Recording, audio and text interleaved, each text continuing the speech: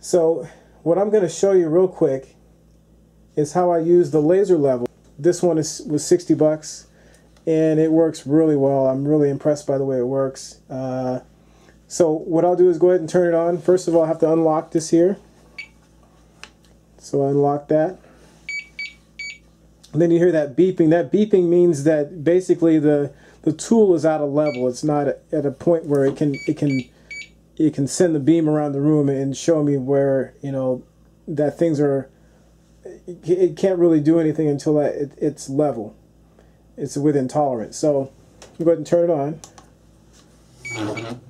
So now the beeping stopped, and it's okay with that now that it can shoot the beam around the room.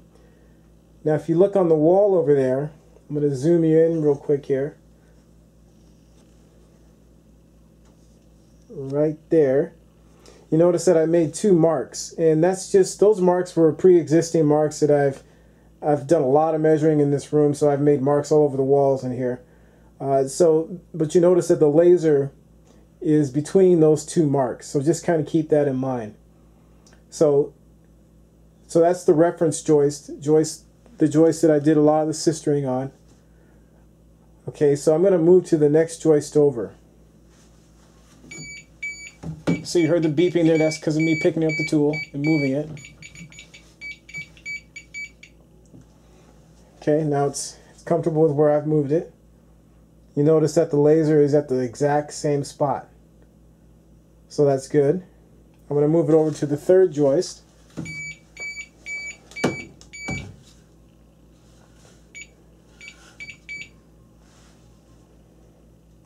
And laser settles down, and you notice that it's right there again.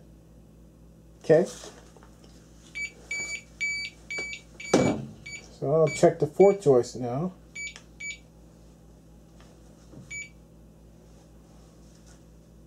Same spot. So those are the kinds of readings that I'm getting across this joist in about 8 different spots, which is incredible. That's just great. That's exactly where I want this to be.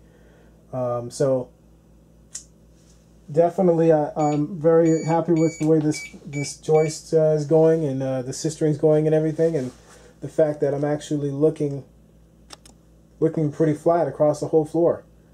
I do have the plywood in the garage. It's tongue and groove sturdy stirred eye floor plywood. It's 3/4 inch plywood, so that's stuff that I've read that it should be used. It's one of the better tongue and groove subfloor plywood. And so that's in the floor in the garage. I have some 6mm plastic on the floor to protect that plywood from the moisture from the concrete.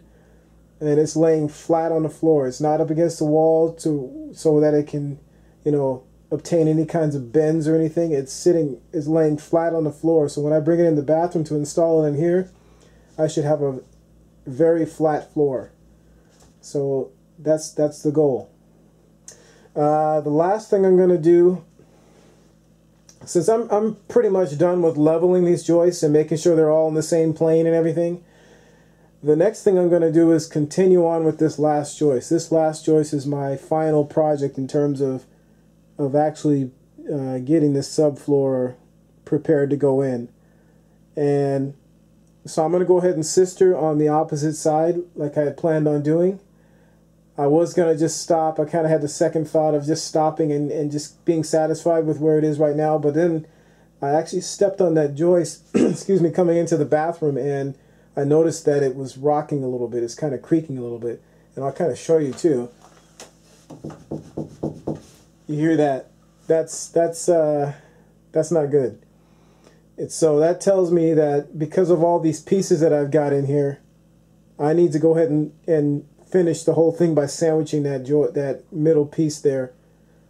All those sections. I need to put another joist on the outside of that so that I can make sure that that's as solid and stable as possible, because I don't want to have any issues with deflection on the floor in here.